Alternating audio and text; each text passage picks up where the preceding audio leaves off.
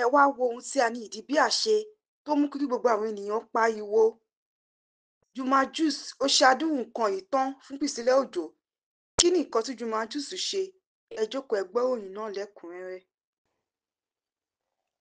Láìpẹ́ díẹ̀ sẹ́yìn ni olórin tàkasúfèé Innocent Idibia táwọn èèyàn mọ̀ sí Tuface sọ pé ìpínyà ti dé bá ọ̀rọ̀ ìgbéyàwó òun pẹ̀lú Annie Idibia, tí ó sì jẹ́ pé ọmọ ilé ìgbìmọ̀ aṣòfin ìpínlẹ̀ Edo ni Tuface bá lọ báyìí, tí ó sì ń bẹ̀ pé kó jọ kó fẹ́ òun.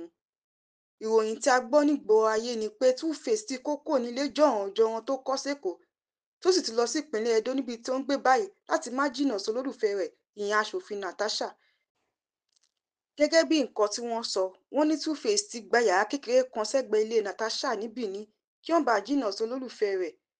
Gẹ́gẹ́ bí wọ́n ṣe sọ pé látìgbà tí Tuface ti kéde pé ìgbéyàwó òun àti Annie ti dàrú ni ara Annie tí ó ti yá, tó sì ti sinmi fún àwọn ayélujára Instagram rẹ̀, ṣùgbọ́n tó ti dé padà báyìí tó sì pa gbogbo àwòrán tí ó gbé síbẹ̀ rẹ̀.